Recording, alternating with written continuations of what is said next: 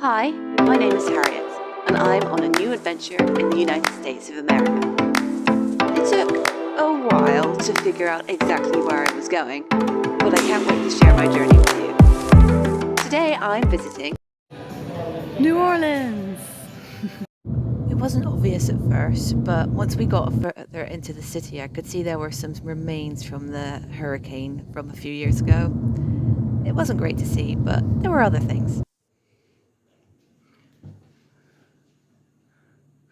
This is the room I stayed in the hostel. It was pretty nice. The beds were comfortable, and I made some friends here. Pleasure to have you all here tonight. This is the Yellow Fever Ghost Tour. We're going to be going around to those most haunted locations in the French Quarter area tonight. Starting with this beautiful one right across the street, Pharmacy Museum. Does anyone have any questions? Crazy man. I learned a lot of things during the ghost tour. Probably one of the best ways to start a tour and a stay in New Orleans, in my opinion. Usually we'll take my break here in between tours if it's ever open. It's actually only one of two patches of grass in the entire French Quarter area. But it used to be the city's first courthouse, like building number 3. And then right behind it, like 4 or 5, building number 4 or 5 was the jail. We were really quick for that. Was it that big when they built it? Yeah, exactly like that. Ah, so this is Pirates Alley.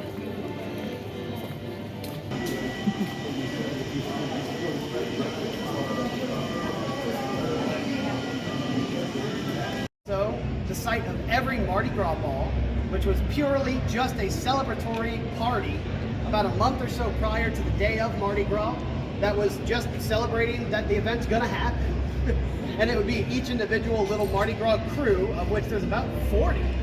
So you'd have 40 parties in here within about a month leading up to Mardi Gras, 2 months maybe. And then aside from that, it was also the site of every quadroon ball. A quadroon is normal.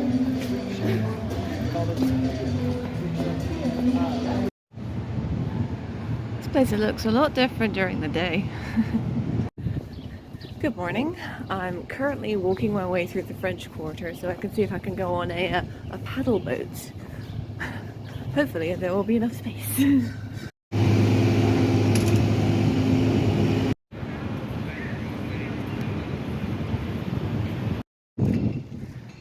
Found it.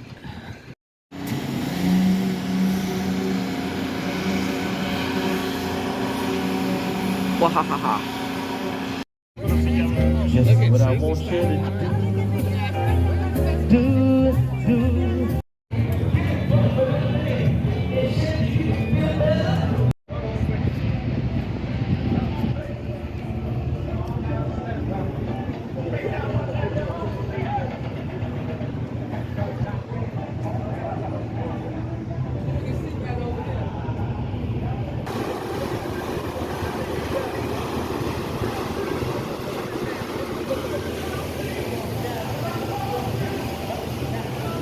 Year is 1541, and the first European to sail down the Mississippi River is Hernandez de Soto. He will be sailing under the Spanish flag. The next few boatloads of people to arrive are all girls between the ages of 14 and 18. These girls are going to arrive here in New Orleans with giant suitcases called casquettes, French word for suitcase. These boats can be found up and down the Atlantic coast, the Pacific coast, and the Mississippi River, as they are emergency vehicles. They are generally owned and operated by the United States Navy. However, these two boats in particular are operated by merchant marines. However, since I have a microphone and the Navy does not, I'm going to say, go Army, beat Navy. Every single day. So just in case you were wondering where all the sugar for your pralines and beignets comes from, here it is. And if you don't have cavities or you're not diabetic, welcome to New Orleans. A brief reprieve. We'll be back.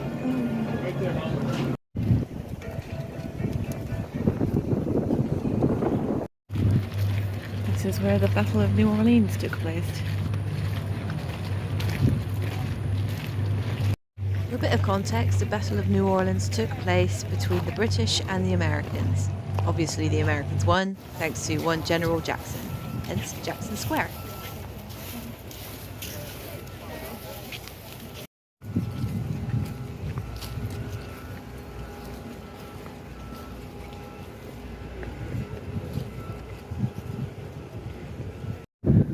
I've just heard the story of the battle. I'm heading back to the boat.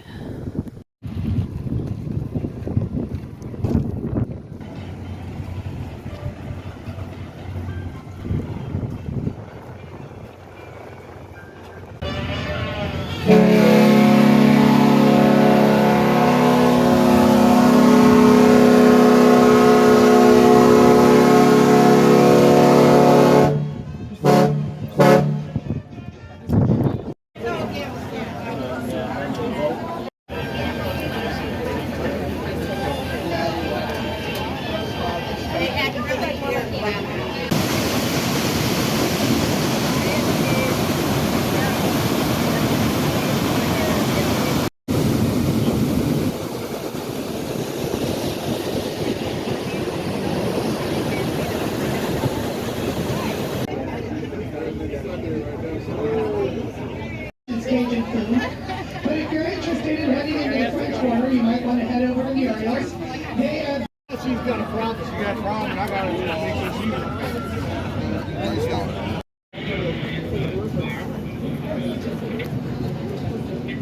it Back on land. Amazing trip. Would definitely recommend. Well, that was a great trip, but I am now very hungry, so excuse me while I grab some food.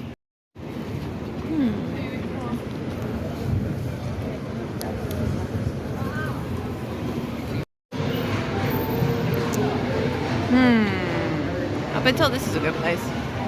Can't read that very well, but it says Acme Oyster House.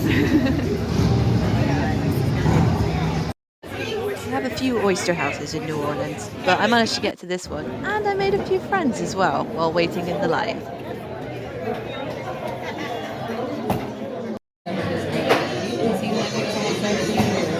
Oh yeah, no.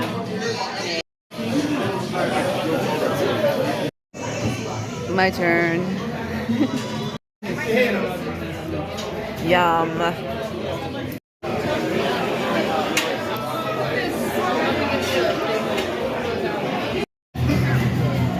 Oh, finished. Back to the hostel.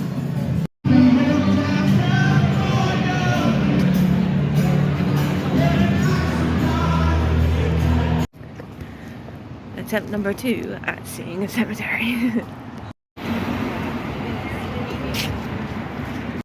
There are a number of cemeteries throughout New Orleans, obviously, but this is the only one I could actually get tickets into.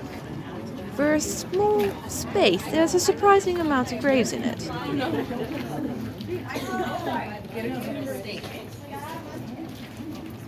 There's a television show called This Guy, isn't it?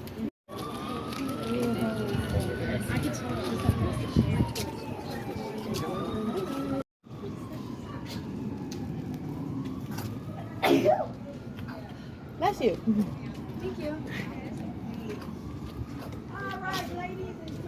He told his uncle, he said, Uncle Francis, I love New Orleans. When I grow up to be a big boy, I'm going to move here. I'm going to buy me a house next to you, and you and I could just hang out all the time.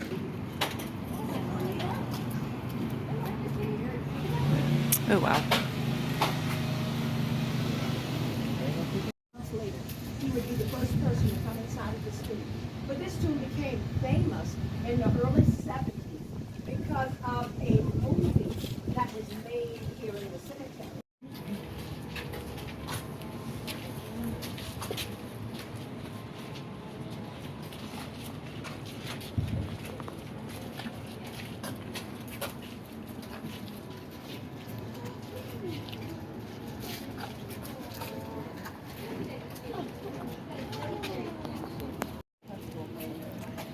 Kitty.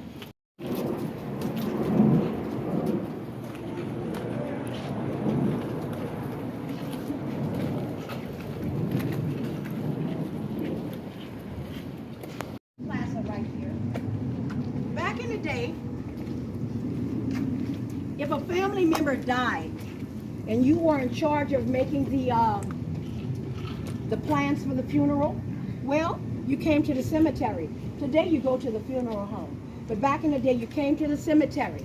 The sexton would bring you back here, show you, let you pick out your headstone. You would choose your headstone. You would choose the size of the headstone. You would choose the font. You would choose the material, marble, granite, ceramic, grill work. That's grill work on the end.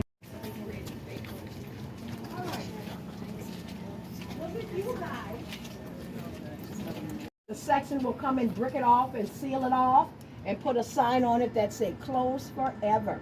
So whenever you see that closed forever sign, that meant that this is full and you can't put any more. You see this loop? The closed forever. All right, guys, let's mosey on along. Make a right.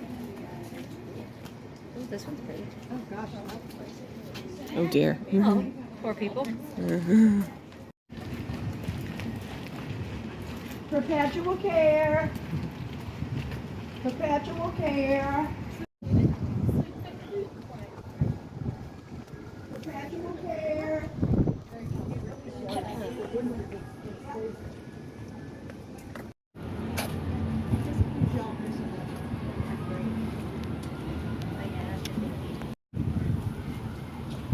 And back out again.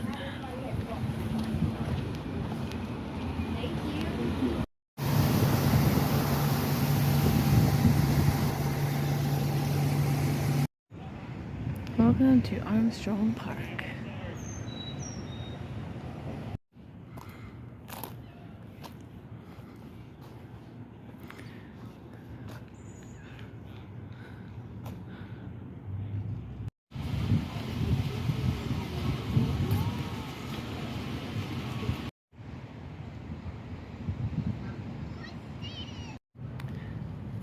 Louis Armstrong. He's been celebrating Mardi Gras.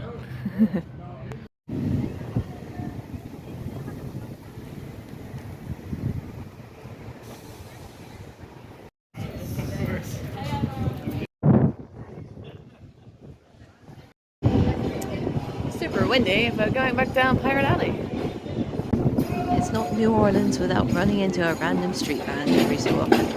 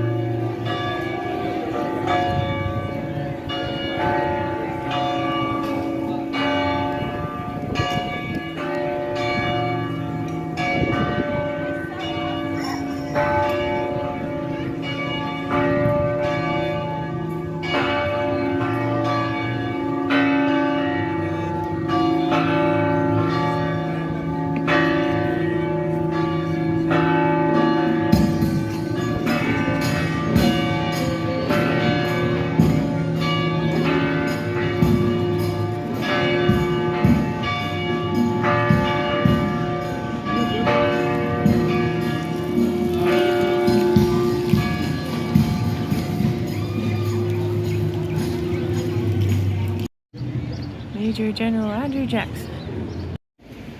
So apparently this is one of the 2 buildings that did not burn down in the New Orleans fires. Let's give this thing a go. War. So we see 5 years of enslavement on this property. Do you you guys recognize any of this house, it's because it was inspiration for the Interview with a Vampire TV series.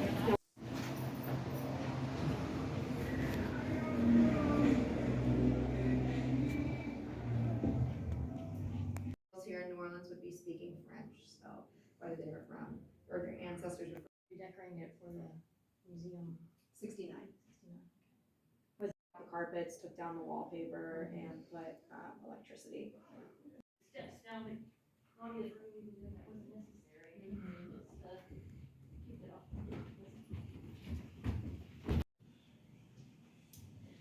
Okay, here we are upstairs in Galliers Library. Her work. This is before the age of the.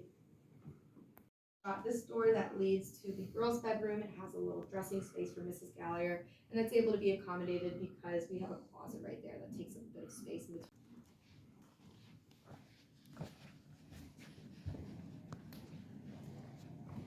I think the Galliers had about 4 daughters from what I can remember, but from the stories it sounds like only one of them ever got married and the rest had careers.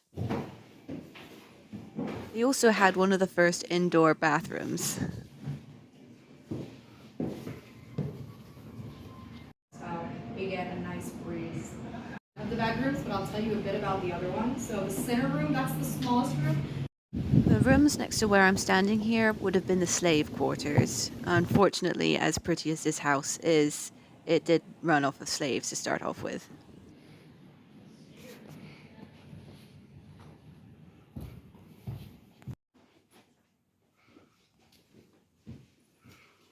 So that is 3 courses. Now, it doesn't mean 3 dishes. They would have many dishes within each course, but and they'll say, you know, you're not doing this anymore. I'm going to do it. So.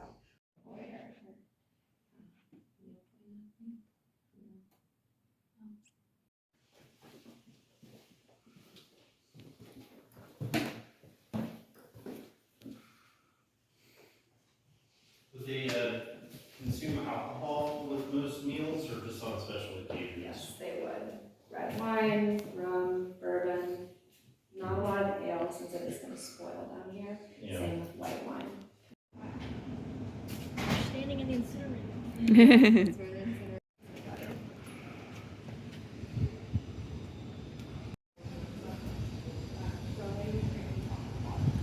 Having this to lay around it, read it, play games, even work. You're just going to be reversing out of your.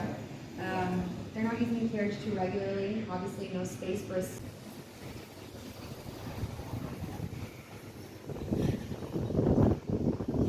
Back onto Royal Street. Found the market.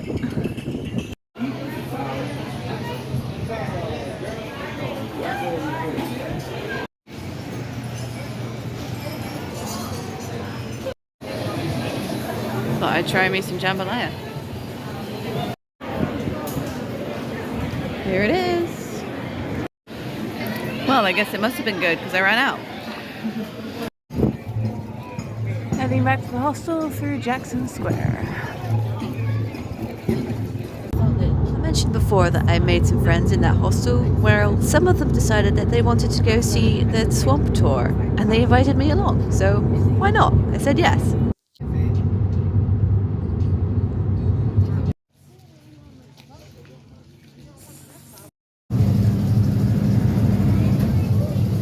Bye, Lance. I have to admit, this is probably one of the highlights of my entire stay in New Orleans, and you'll probably see why.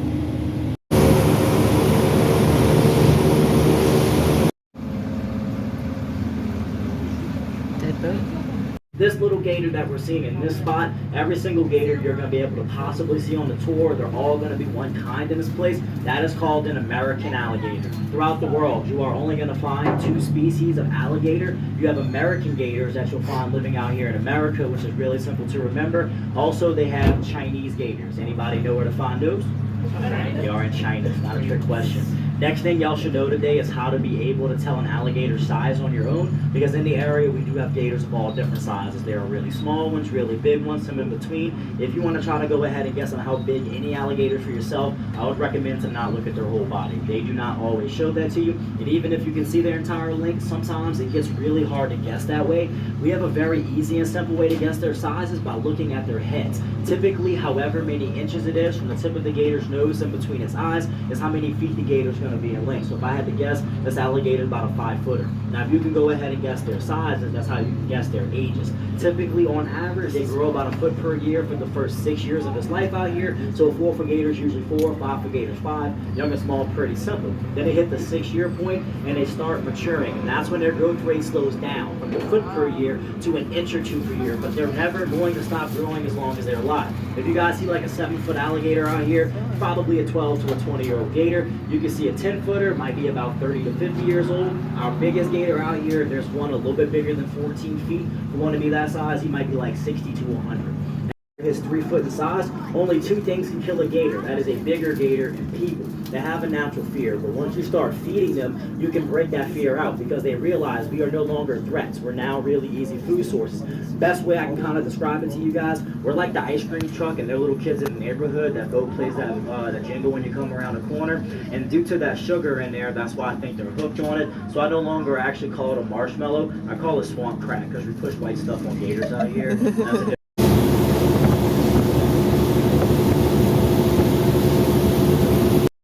We'll talk about the types of waterways that we have, like our waterways that are back in this place where we're running the tour, also some waterways that surround us. Then after that, I'll go ahead and give you a bigger list of animals, tell you about some more things you could possibly see on this tour. Final thing we'll cover while we're passing through are land types in this area. How deep is the water? It's all the way to the bottom. All right, you guys get a show this morning.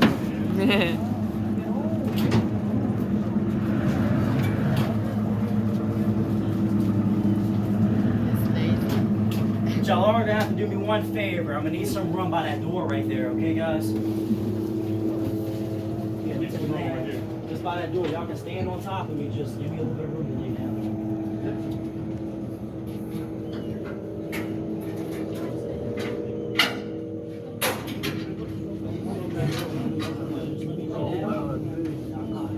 Come on, buddy. Let's go. One second, guys. Come on.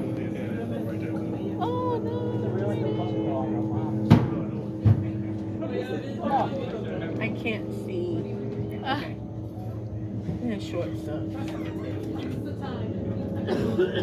on. This way. You want to come over here? Come on. Oh, look at Zoe. Oh, look at that. Go around, dummy. He's not dumb. You know you made a match costume. Oh no. Oh my God! Look at my chest.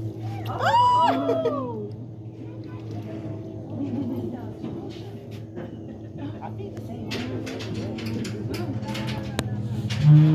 Yeah, 4 times a day. Every day I'm out here.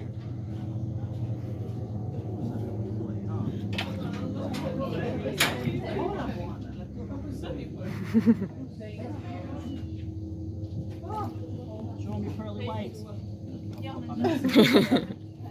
That's my fault. That's a bad break.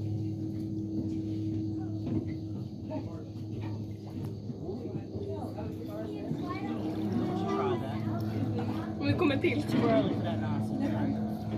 Det är liksom en tillsimmandes här nu. Another one. I'm gonna see if I can get them to come around to the other side so y'all can see over there too. Oh wow!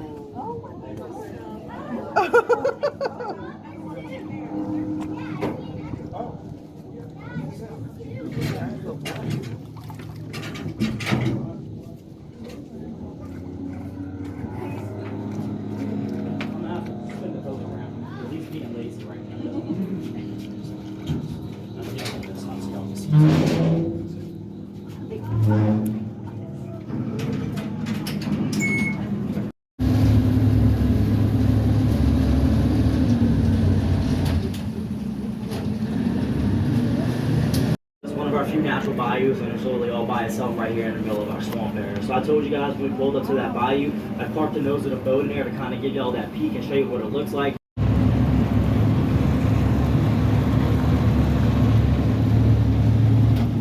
Alright guys, we got one more short little boat ride to that marsh right around the corner.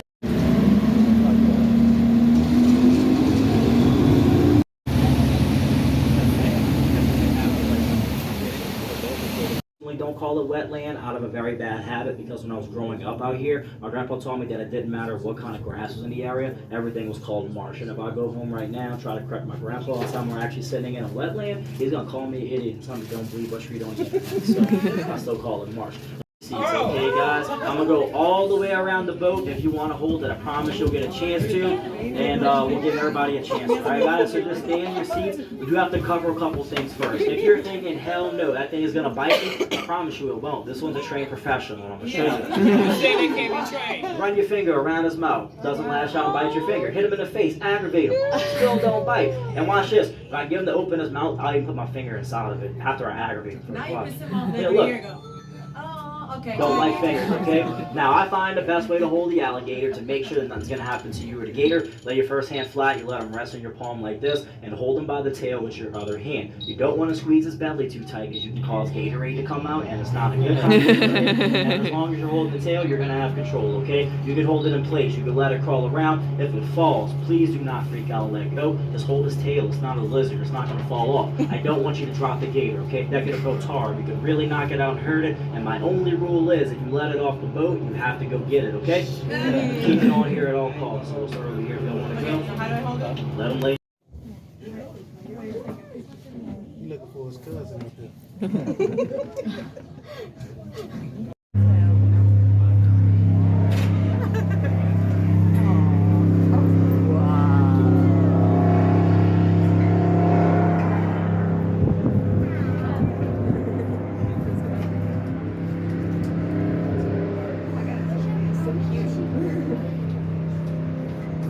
It's weird thinking you're gonna grow up to be one of those giant guys.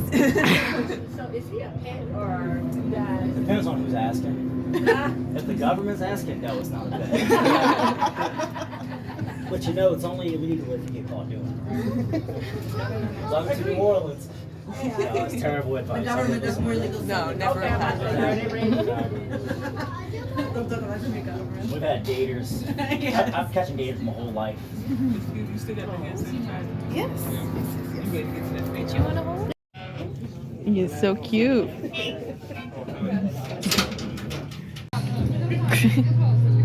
Alright, so besides not biting you all, I was also able to teach my gator a few more tricks that I want to show y'all real quick before I tell you how gator nesting typically goes. I'm going to try to do what everybody can kind of see. First other trick that my gator can do, this guy knows how to play dead. So cool. And after he plays dead, he's got to know how to roll over, right? Oh. And after he rolls over, wave to him, buddy. Tell him, hey. He usually sticks his hand up a lot better, but he's kind of getting there. There he goes. That's his natural instinct. Can't give away all my secrets.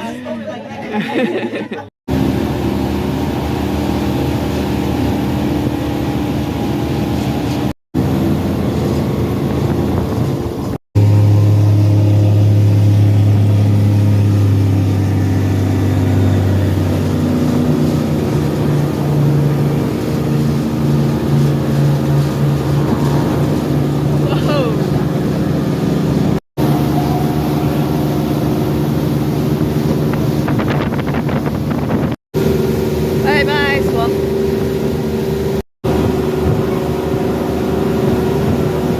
Alright guys, 1 second. Back again. Do another slight little bump. Doing it again, because why not?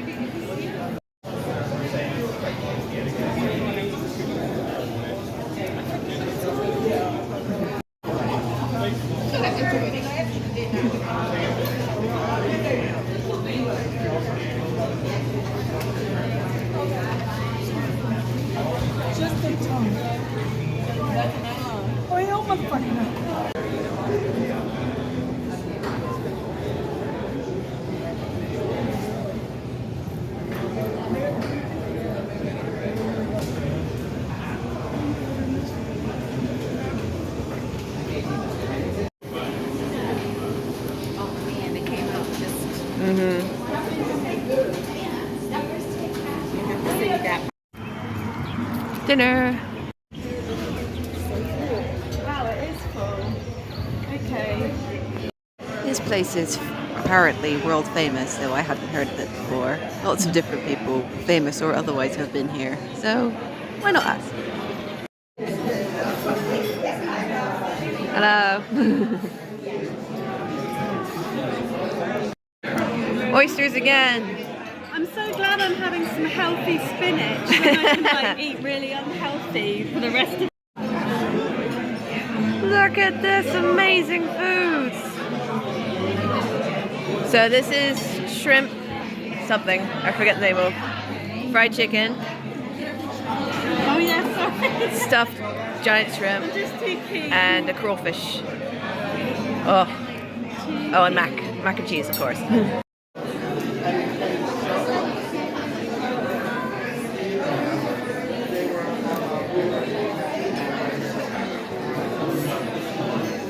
Hey, all done. This was amazing. Let's go.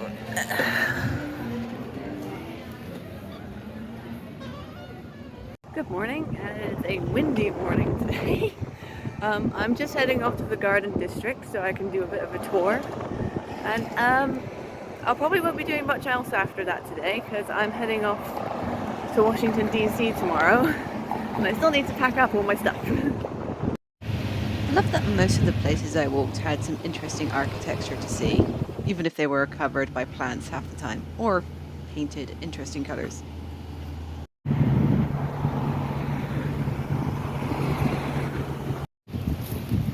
Tour time. So I found out this place is called the Garden District because all the gardens are out front rather than the back, like they are in the French District. It has been a restaurant or a saloon ever since. But it really become known as like the Commander's Palace. This came to about 1969 when it was bought by the Brennan family. Majority of architecture in New Orleans is what we call transitional, and if y'all know architecture, this tour will drive you bonkers. And William Freret had a grand plan, and I love it, because his plan was to buy 2 corner plots of land, subdivide them into 5 lots, build 5 identical homes, sell them, and use the proceeds to retire at the age of 30. Verge board or barge board. You also notice those peak finials that extend from those gables. Those serve a very functional purpose in Switzerland that does not get used much in New Orleans because their purpose is to break up snowbanks. So this is Sandra Bullock's house in New Orleans, though she lives in Texas most of the time.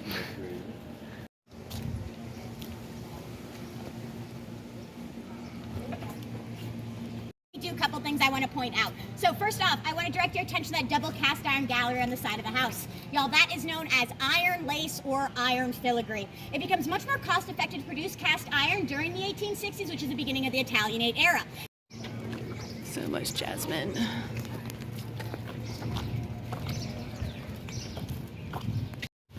On this side in 1897, nothing happened. Is this actor's family? Yeah, so this is John Goodman's house, and his wife just went in her car. Yes, I saw her. Yeah. I saw her. She was repacking the bags. Ah. Another grand house. I would have taken you guys over the sidewalk, and I do apologize. I know it is. So this is the house in which Anne Rice lived. Wow. Lots of famous people living around here. House where Mark Twain used to go to parties. And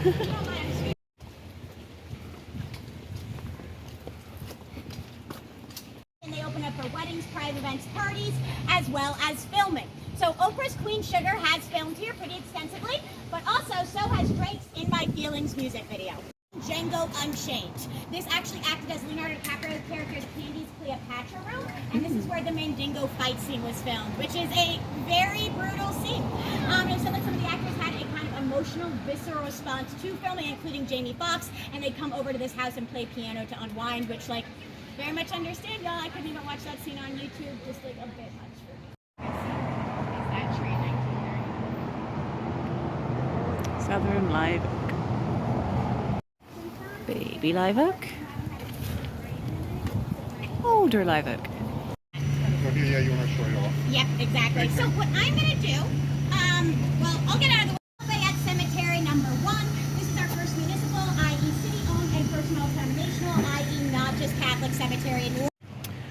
Right, so the tour is over, but now I have to get back to the hostel because I still have packing to do. Packing didn't take too long, but once it was all finished and I had a nice night's rest, I hopped in an Uber, went to the airport, off to my next destination. Washington DC up next.